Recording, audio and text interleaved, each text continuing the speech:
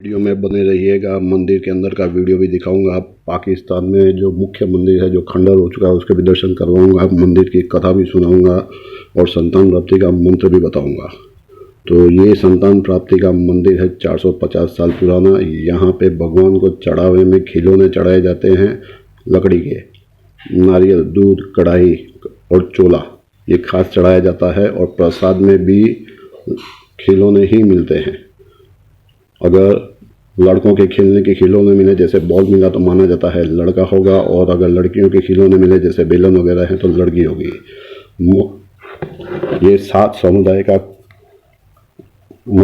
समुदाय हैं जिनका ये कुल देवता कहे जाते हैं। खन्ना, सेठ, कपूर, मल्होत्रा, मेहरा, सैगल और सेठ, इनके ये कुल देवता माने गए हैं।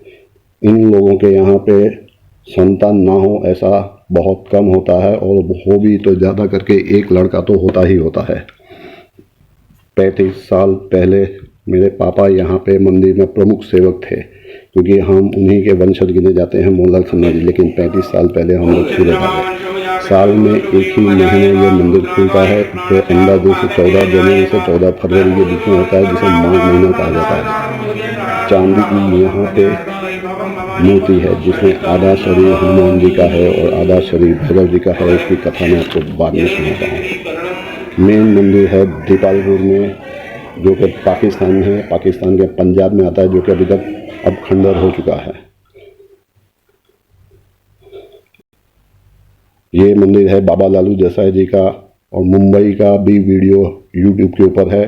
बाबा लालू देसाई राकेश खन्ना सूरत लिखेंगे तो आपको मिल जाएगा।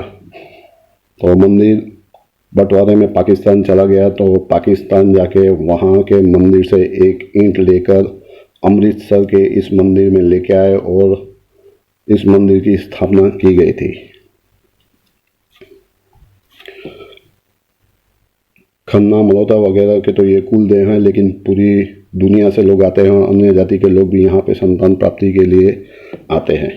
बाबा लालू देसाई जी के और भी मंदिर हैं। एक मुंबई में है, एक पटियाला में है, एक जगरांव में है, एक दिल्ली में है, और ये अभी आप अमृतसर का देख रहे हैं। ये पाकिस्तान का मंदिर है जो अभी खंडर हो चुका है।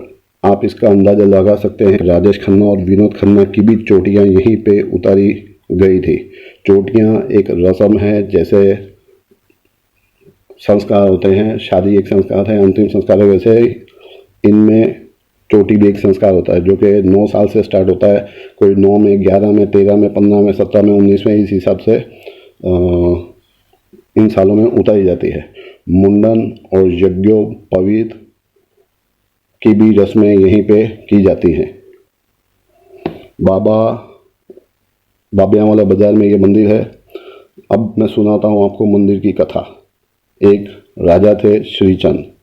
उन्होंने 3 विवाह किए थे, लेकिन उन्हें पुत्र की प्राप्ति नहीं हुई, तो वो हमेशा चिंतित रहते थे। तो एक दिन उनके कुल पुरोहित वहाँ पे आए, तो उन्होंने उनका सत्कार किया, पूजा की, दक्षिणा दी। पुरोहित थे चंद्रमौली जी। लेकिन श्रीचंद जी को उदास देखा, तब उन्होंने उनसे पूछा कि आप क्यों चिंतित हैं। तो उन्होंने बताया कि मेरे यहाँ पे संतान नहीं है, इसलिए मैं चिंतित हूँ। तब उन्होंने कहा कि अब मैं आपके पास तभी आऊँगा जब आपके यहाँ पे संतान की प्राप्ति होगी। और वो वहाँ से निकल गए और अपने गुरु के पास गए, जिनका नाम, जो दयाल पुरुष इच्छादानी जिनका नाम था। उनका आश्रम था दीपालपुर में, जो कि पाकिस्तान में है। वो वहाँ पे समाधि लगा के बैठे हुए थे। जब समाधि से उठे तब दयाल पुरुष जी ने उनसे कहा कि मेरे यजमान के यहाँ पे संतान नहीं है। तो उन्होंने फिर से समाधि लगाई और कहा कि उन्हें संतान का सुख नहीं मिल सकता, उनके भाग्य में संतान नहीं है। तो भी वो जीत पे अड़े रहे। तो उन्होंने कहा कि आप हिंगलाज माता जी को जाके प्रसन्न कर, जो कि इस फिलहाल पाकिस्तान में है, और वही इन खन्ना वगैरह की कुल देवी कही जाती है। तो संतान प्राप्ति का मंत्र का जाप करने के लिए बोला। वो मंत्र है ओम सौ दादा मुक्तो नंदाने सुतानित मनुष्य मत प्रसादेन भविष्यति ना संशय। 11 साल तक तप किया तो माता जी प्रसन्न होकर प्रकट हुई। फिर भी उन्होंने कहा कि उसके नसीब में संतान सुख नहीं है। तो भी चंद्रमुनि जी जिद पे अड़े रहे और फिर 11 साल तक तप किया। फिर भी माता जी ने आके कहा कि उसके नसीब में संतान नहीं है। तो उन्होंने कहा मैं पूरा जीवन यहाँ पे निकाल दूंगा, लेकिन आपको संतान का वरदान तो देना ही पड़ेगा।